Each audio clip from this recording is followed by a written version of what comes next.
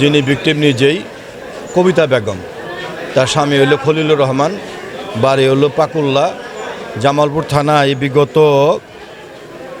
19/7/23 তারিখে অভিযোগ দায়ের করেন যে 20/7/23 তারিখ অভিযোগ দায়ের করেন যে আসামি মনসুর, ফারুক, ফেরদৌস 3 জন এবং জাহিদ নামে আরেকজন আছে, এই 4 জন ওই যে ডিমের আড়তের টাকা তুলতে গিয়েছিল রাতে 9:30টার সময়।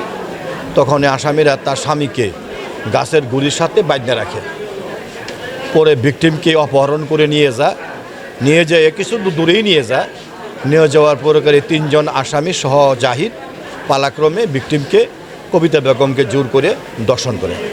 পরে কবিতা বেগম নিজেই জামালপুর থানায় মোকদ্দমা দায়ের করে, মোকদ্দমার নাম্বার জামালপুর থানা মামলা নম্বর 57/20/2023 আর জিআর মোকদ্দমার নম্বর 615/23 দায়ের করার পরে তদন্তকারী কর্মকর্তা এই মোকদ্দমায় তদন্তে প্রাথমিক সত্যতা পাওয়ায় বিজ্ঞ আদালতে বিচারের জন্য চার্জশিট দাখিল করে। চার্জশিট দাখিল করলে গণধর্ষণের মোকদ্দমা ছিল নারী ও শিশু দমন আইনের 9-3 ধারা / 7 ধারা মোতাবেক। পরবর্তী সময় এই মোকদ্দমায় আসামিদের বিরুদ্ধে চার্জ গঠন করা হয়।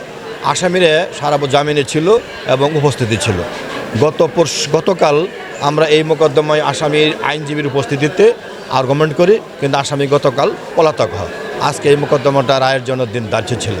বিজ্ঞ আদালত জনাব মোহাম্মদ আব্দুর রহিম সাহেব মোকদ্দমার সাক্ষী প্রমাণে সাব্যস্ত হওয়ায় এই মোকদ্দমায় আসামি মনসুর, ফারুক এবং ফেরদৌসকে নারী ও শিশু দমন আইনের 7 ধারা মোতাবেক যাবজ্জীবনের কারাদণ্ডের আদেশ প্রদান করেন এবং আরও আদেশ প্রদান করেন যে নারী ও শিশু নির্যাতন আইনের দমনের 9-1 ধারায় ওই 3 জন আসামিকে 3 জন হলো মনসুর, ফারুক এবং ফেরদৌসকে মৃত্যুদণ্ডের আদেশ প্রদান করেন।